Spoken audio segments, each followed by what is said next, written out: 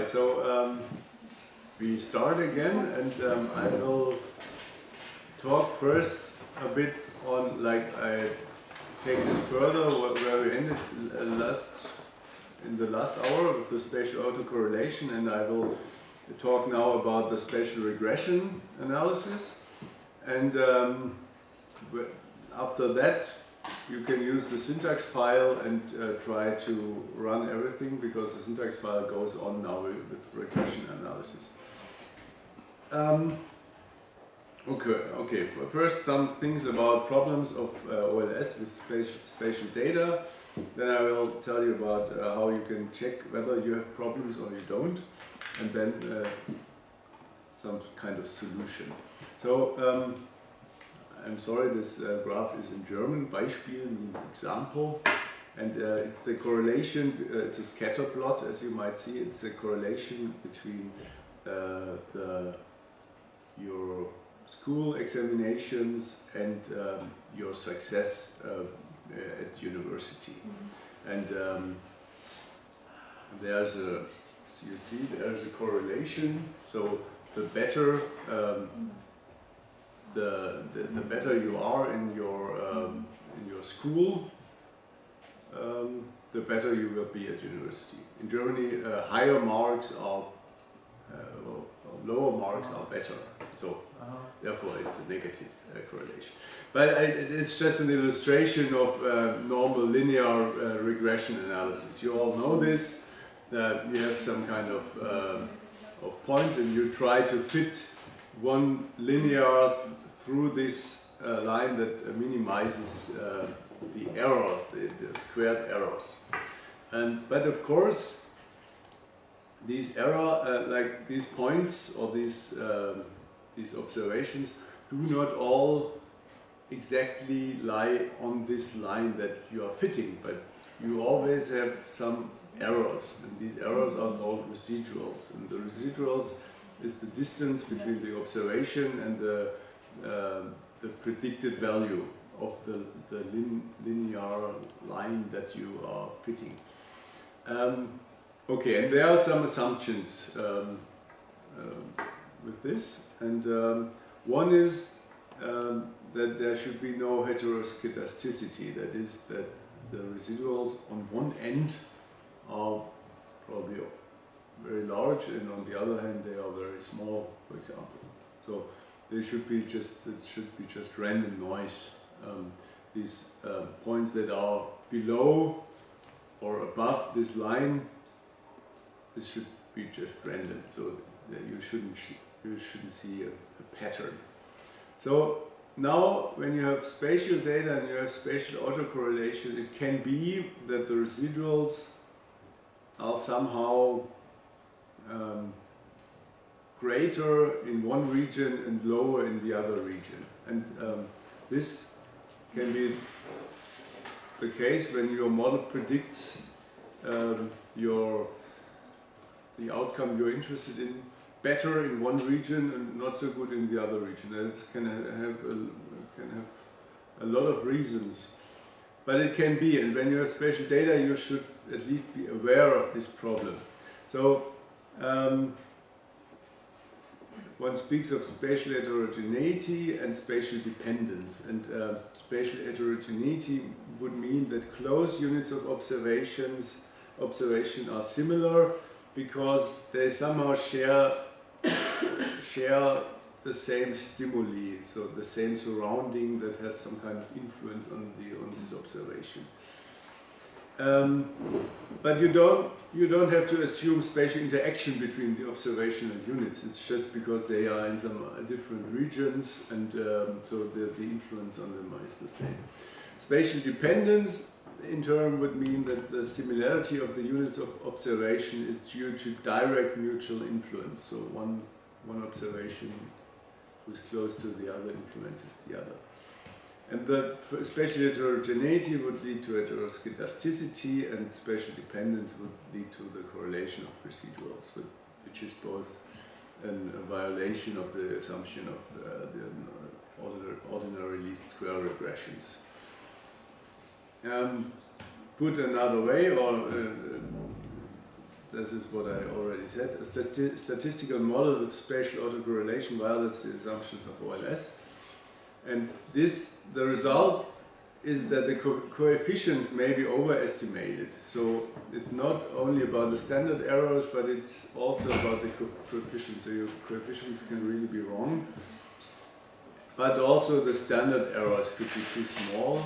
And too small would mean that you estimate a statistically significant coefficient, but when you would account for the spatial autocorrelation, it wouldn't be statistically significant at all. So, and how do you do this? I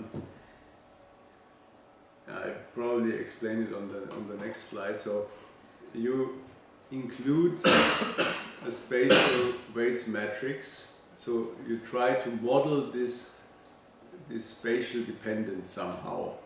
And either in a spatial lag model, which would mean that you assume direct influence somehow, and you include a spatial lag, or you just model it in the error term.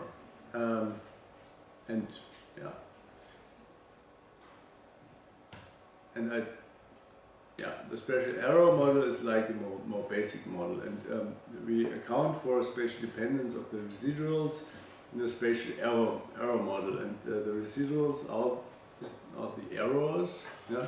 That would mean that the normal OLS regression with like some kind of dependent variable, and then you have a vector of independent variables, and you have some kind of error term. Yeah? This would be usually E or eta or what else. And here this term now you subdivide in a random error term and some error term that is due to the spatial weights or the spatiality of the different observations. So I think it's it's a vector of the spatially weighted error terms. This one, spatially weighted error terms, and lambda is the coefficient of the spatial error. So this is what you would estimate. And lambda, this coefficient is 0 when there is no spatial correlation between the error terms, and lambda is larger than 0 when there is spatial correlation. So you can just run this, and then this would also then account for the spatial dependence of your residuals, and in order to estimate the coefficients better correctly. This is what we want to do. We are not so much interested in the structure in the error term, but we want to estimate the coefficients correctly. We usually choose spatial error models when there is no theoretical reason to assume that y, which is the dependent variable, is not influenced by spatially close y and x values, when the omitted spatial variables are hard to measure, but when they have important spatial influence. So it can be that you know why there is this model better in one region as in other regions, but it's hard to quantify. You have no real measurement, and you just want to estimate your coefficients correctly. Or when there is spatial dependence, but when we are just not interested in it, then we use the spatial error model. When we assume that spatial distance between observational units has a direct effect, and we want to model this process, we should think about spatial lag models. And so, for example, in sociology, when we have like small-scale surveys, this could be very well theoretically reasoned that this is good. An example in political science for these spatial lag models would be processes of democratization, where they assume that really one country influences the neighboring country. And the statistical model is just given as like we include the spatial lag here. The spatial lag is what we had with the, when we calculated the Moran's I. This is kind of a spatial lag. This is just like a weighted, spatially weighted average of the neighbors. And in this case, it's the spatially weighted average of the neighboring dependent variable. So when we would, for example, our example of satisfaction with the neighborhood, in the spatial lag model, we would assume that the satisfaction that my neighbors have somehow influences my own satisfaction. And that can very well be when you think of reference groups, when all my neighbors always tell me that it's so nice to live in this neighborhood, then I may adjust my own satisfaction and become satisfied as well. A problem, and this is mainly a problem then for estimation, of course, then is endogeneity, because when y is a function of the spatial average of its neighbors, then of course my neighbors are also influenced by me. And so this is also a problem. So the spatial lag is represented by spatially weighted average of the dependent variable. A significant coefficient ρ can be interpreted as influence of neighboring units. So you get, in both cases, spatial lag and spatial error model, you get some kind of coefficient more than we had before, once lambda and once ρ. But the interpretation is a little bit different. And to make this point a bit clearer, here this chart of the three different models. So this is the normal OLS model. They are like Y observation 1 and observation 2. They are neighbors, but there is no influence on them, or there is no correlation of these neighbors. The spatial lag model, like the characteristic that we are interested in of these two neighbors, somehow correlates or has some influence on each other. And in the spatial error model, these don't influence each other, but there are some unobserved characteristics in the error term that kind of influence each other. And accordingly, you would estimate OLS, spatial lag, or spatial error model. Now, of course, there are a lot of different possibilities that you can include the spatial structure of your data. For example, now with the spatial lag, we include the spatially weighted average of the dependent variable. But of course, you could also, like in our case, satisfaction with the neighborhood. But you could also think of a spatial lag of some kind of dependent variable. So, like when women are more satisfied with the neighborhood they are living in, yeah? It could also be that there is an influence of the proportion of women that are surrounding me or something. So that's probably not the best example, but just to stay in this example, it could also well be that we include a spatial lag from a dependent variable, and that you can get an overview, and you can also read this up in the book that I brought to you. There's a lot of different types of models, and they all have different names, but I think this is a very good chart that shows you, like here, this is the OLS model. We include no spatial dependence at all. The spatial error model, the spatial dependence is in the error term. Spatial lag model, the spatial dependence is in the dependent variable. Spatial Durbin model, and you see now it gets, because this is now not called as it is, but it's called after the guy who invented this model. So here you include spatial lags of the dependent and the independent models. Then there, you see there is very different specifications.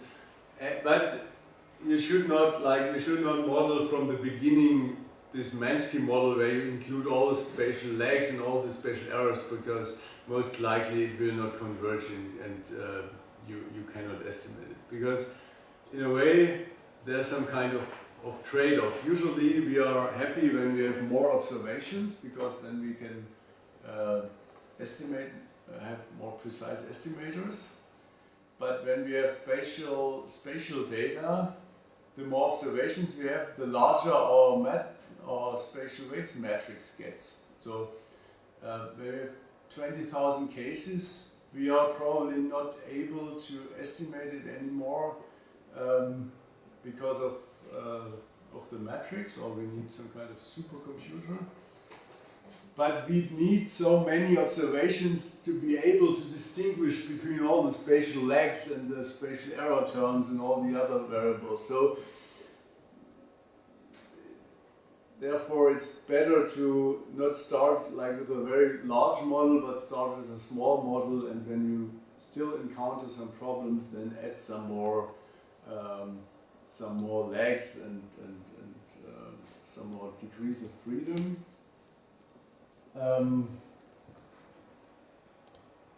Yeah. For small model you need more theoretical work. Yeah. You need to think in advance much more, and sometimes people think that if we have a powerful computer, we can put everything inside the computer, gets the most complicated models, and we will see. But sometimes it doesn't work. Yeah. Yeah, I think with these kind of models, it's really statistics cannot tell you what the best model is. You really have to put a lot of theoretical work in who is influencing whom, and what's like a mechanism that's behind. Some assumption that all this, because you can't. I mean, of course, there are statistical tests who would tell you whether you should use a spatial lag model or a spatial error model and so on.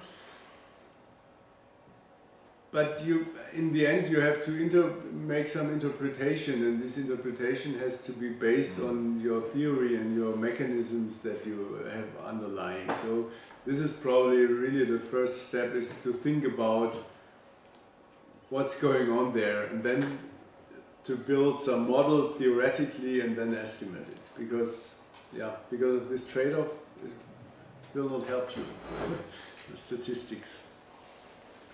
Okay, but when you have some kind of interest, then you just take this chart and then you think, and then you can have a look on the different names of the models, and then you just use them.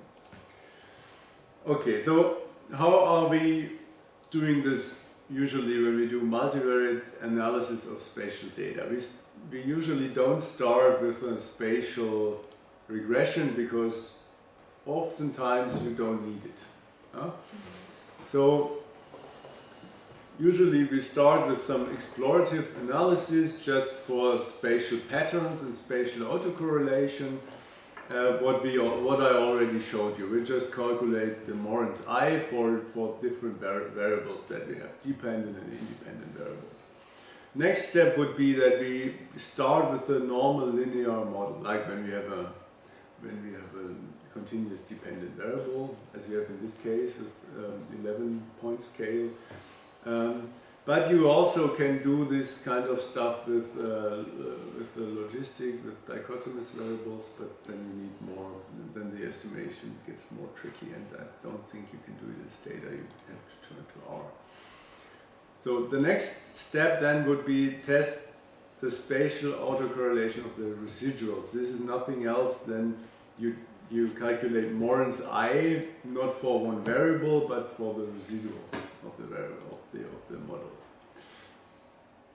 So when the residuals are not statistically significant, spatially autocorrelated, then you can just stick to your linear regression model. But when they are not, the first step would be that you possibly include additional characteristics of the context to, in a way, explain away the spatial autocorrelation. So you run a second OLS regression, then you do the check of Moritz I for the residuals again. And maybe then you can keep your linear regression. But when there's still spatial autocorrelation, then you should think of spatial regressions. But as we said, the selection of the model should happen according to theory, because it's, in the end, that's theory is the only thing that will help you. Okay, I will show these different steps to you now in a different research example. Okay, we have again.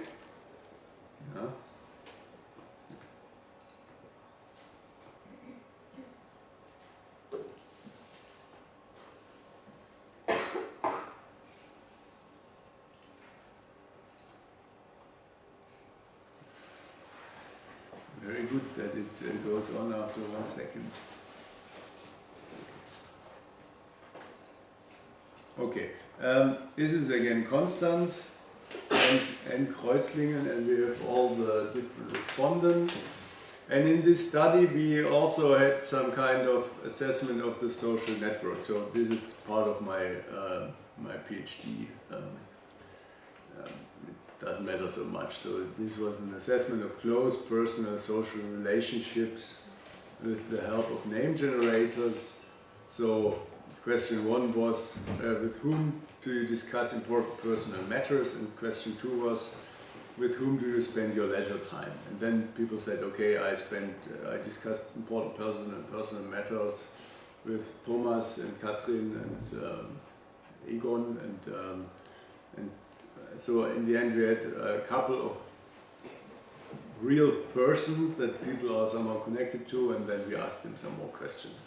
This is the distribution. So most people that you asked had between 3 and 7 close ties, but we have quite a range, so that was quite okay. And we wanted to estimate the number of strong ties of the persons. So usually you do it with a Poisson regression model. But because here the distribution looks quite normal, I would say. This is just, for an example, the simple model would be just with the OLS regression. And we regressed like whether people are migrants, female, the age of the person, and how long they are living in the neighborhood on these strong ties. So migrants have fewer strong ties than natives. Women have more strong ties than men. Age doesn't play any role, and also how long they are living in the city doesn't play a role. So it's not so important. So what we do now is we analyze the residuals. This is just as a reminder, what is a residual? The residual is like the difference between the estimate and the real value. And we plotted this on the whole city, so you can't see anything, only really nice colorful points, but all the colors correspond to some kind of misspecification of the model, so to say. And when we would have in these values, when we would have spatial dependence in these values, then we would have a problem for the specification of our model. That's something we did, and indeed there is Moritz I of 0.17, which is statistically significant, so we have some kind of spatial dependence in this model. So the next step that we did is we included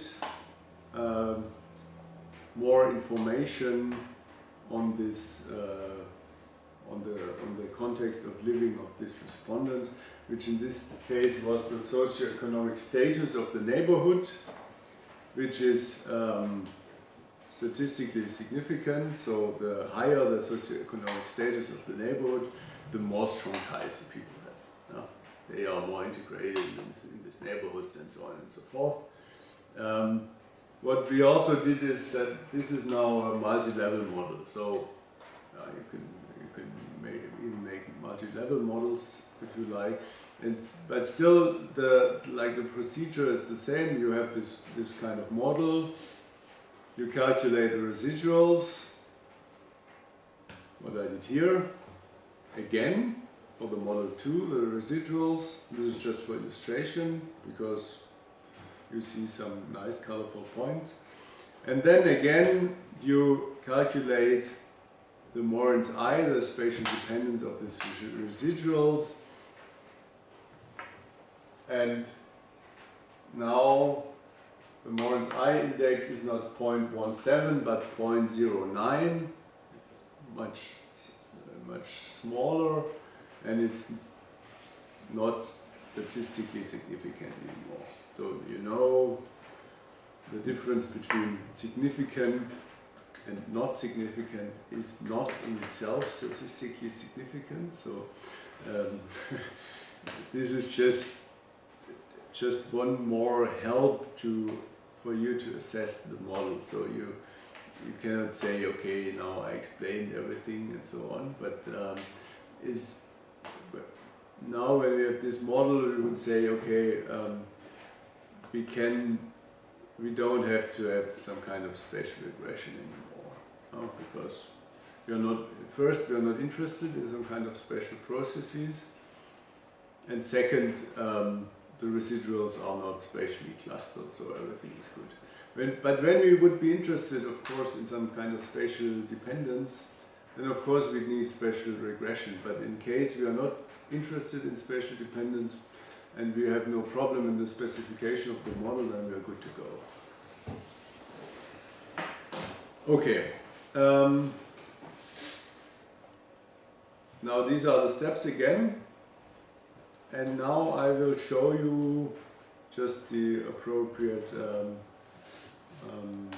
commands in Data. So then we can calculate the residuals, the Morin's I of the residuals, then we calculate the OLS regression, and we calculate the spatial error and the spatial lag model, and then you know how it's done.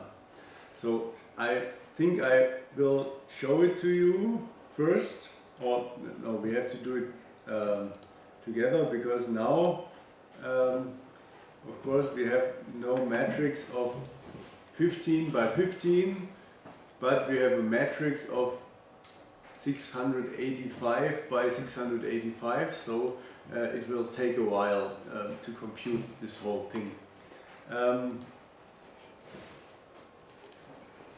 Okay, we did all this, yeah, blah blah blah, inspect the data and so on and so forth, and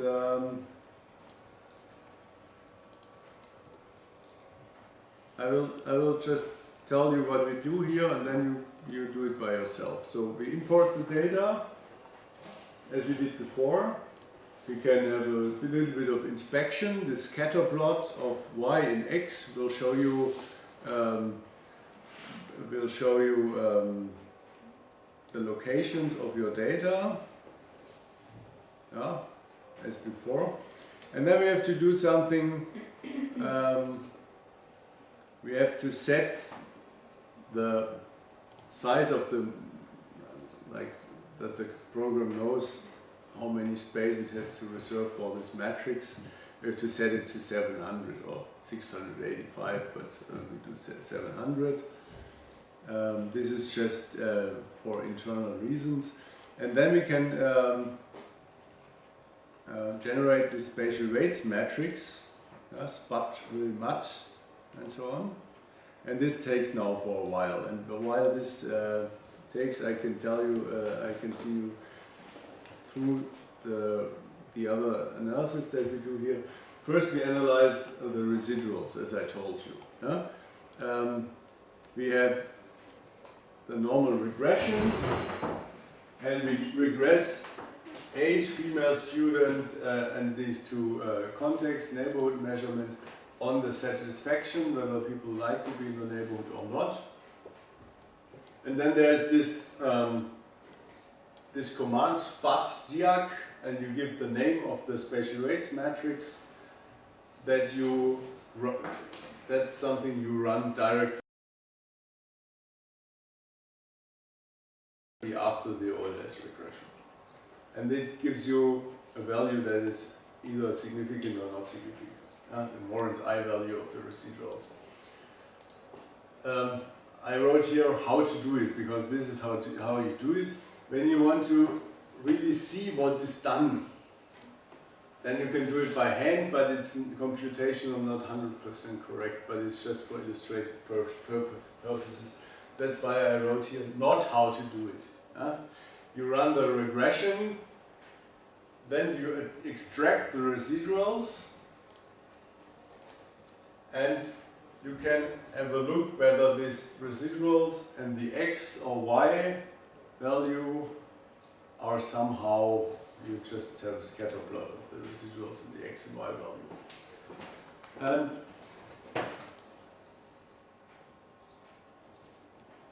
yeah. Now we wait for some more time till it...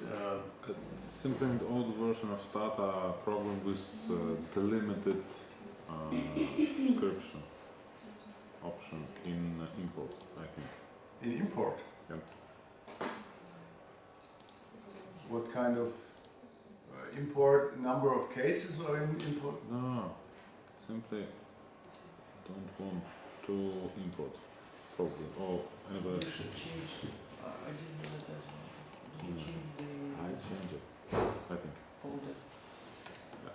I suppose yes. But is it working with your computer? No, not yet. Okay. So it's not working with any computer? I just need to change the destination. Okay, but my suggestion would be I show you now, because now the matrix was done.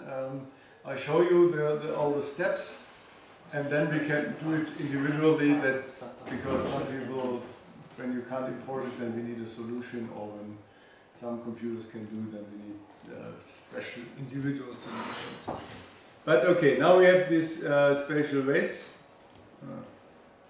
This spatial weights matrix 685 by 685. This is the number of cases we have. And now, as I told you, what we do first is we run this normal regression.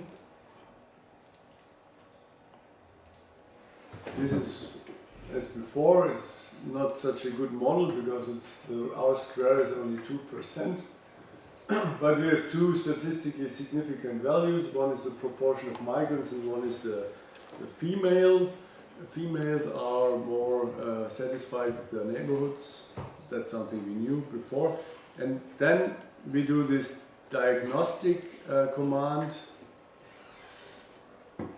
and it needs a little bit of time, but soon we will have a result on the spatial dependence of the residuals. So you see here we have different measurements, but the Moran's I is the measurement we are focusing on here now. When you're interested in the Lagrange measurement, this is just an alternative measurement of the spatial dependence of the residuals. I can tell you maybe on Monday when you're interested in. But this is probably the value we are looking for now, and it's highly statistically significant, so we have a problem of spatial dependence. All right. Next step is like what I titled not how to do it. We run the regression again. We extract the residuals, and I can show you here. Now I have for each, you don't see it so good, but now the last column is called residuals, and we have for each observation we have like a value that gives us the misspecification of the model for this particular observation. And of course now we can by hand calculate the Moran's I for this residual, as we did before when we calculated the residual, the Moran's I for the neighborhood satisfaction or others. other stuff. So now it takes some time, and we see again this is statistically highly significant, and it's even the same, more or less the same test statistic as before, but you see it's not exactly the same. So this is not how you should do it. But we can have a look a bit on these residuals in space. So when we go from left to right or from west to east, then we see the residuals are not much, but a bit larger, like in the middle, like in the center, and smaller to the east or west. And when we look from south to north, then we see a similar picture. So this is not very strong, and of course we can see it only like in 2 dimensions, and the statistical measurement takes into account like the whole dependence and the whole constellation, but it can be a first look into this. And I always think it's good to have a look at the data and not just run some command and then something happens and something is statistically significant. Okay, now the next step then would be to have a spatial regression. And what I do again is do something that is not 100% statistically correct first, to give you to show you how these spatial lag variables are calculated. So I will do this only for this. So with this command SpatialData, this calculates the spatial lag variable, and the spatial lag variable for satisfaction with the neighborhood. So this is exactly what we do when we calculate Moran's I for satisfaction with the neighborhood. Then we calculate, but it's all done in the background, and now I want to show it to you like directly. But it always takes some time because it uses this 700 by 700 matrix. But what we get now is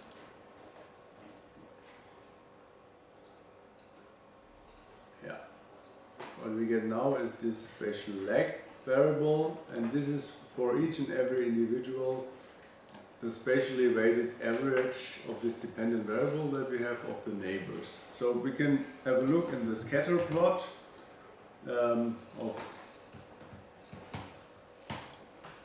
and this one.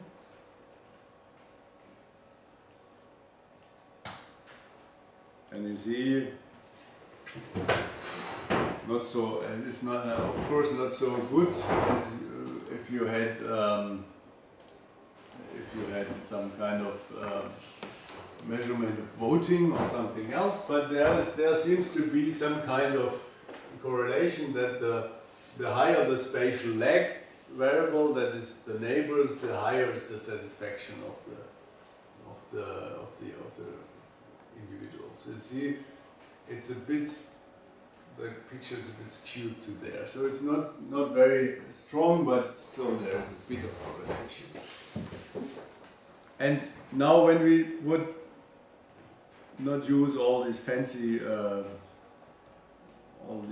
these fancy commands, but we would just reconstruct the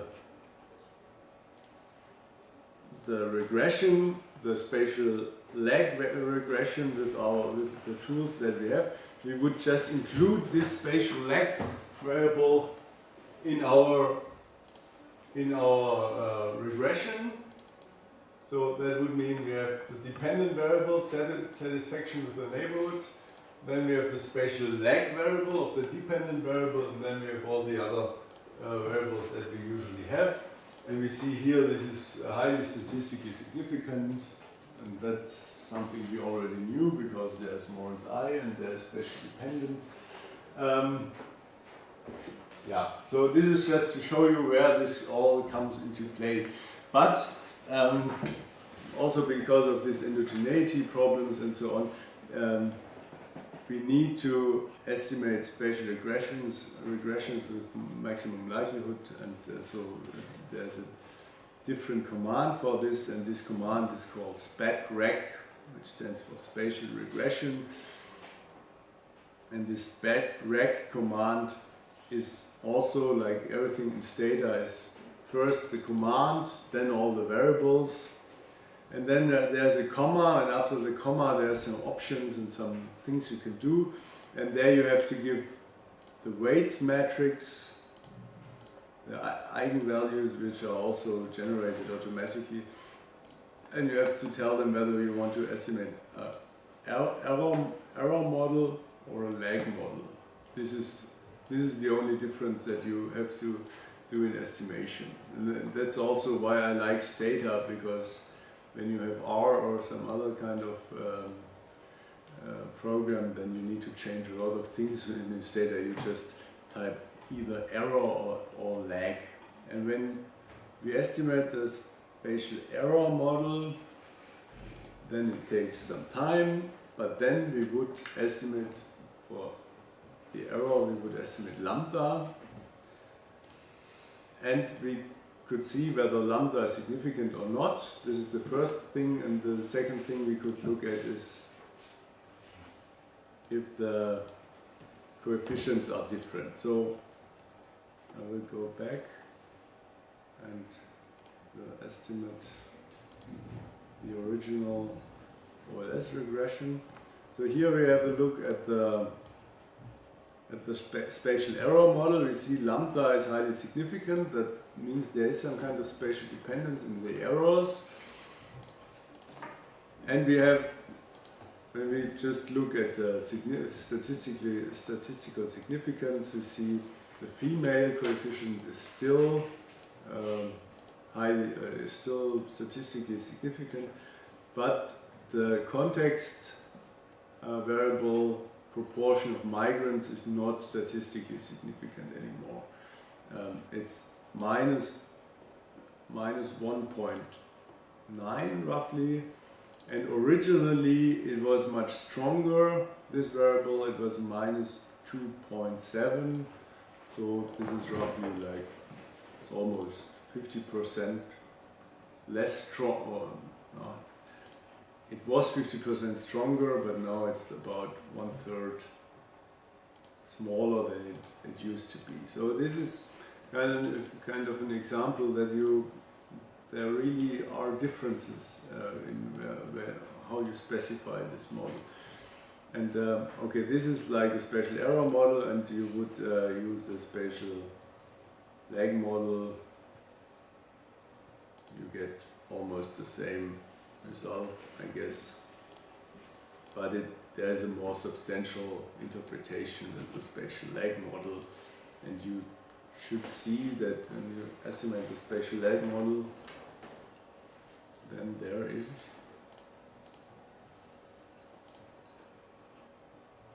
it's not.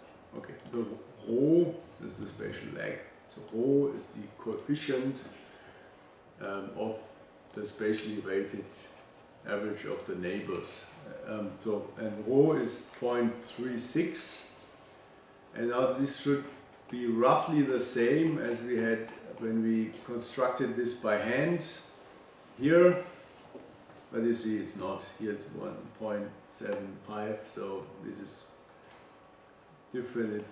It's in the range, but it's different. So you should do it like this, and then you can say, okay, for each, and this rho you really can interpret like substantially. So for each, like when the neighbors are 1 point more satisfied, then the respondent is 0.37 points more satisfied. And you even could interpret this probably like, you can't interpret it causally because we have only we have no longitudinal data, but this is a substantial interpretation. With the error, you can't have a substantial interpretation. All right, so I hope I wrote everything in a way in this syntax file that you can follow it. And now I would suggest that you go through the syntax file step by step, and I'll move around and try to help everyone up to the point till he or she is able to replicate this.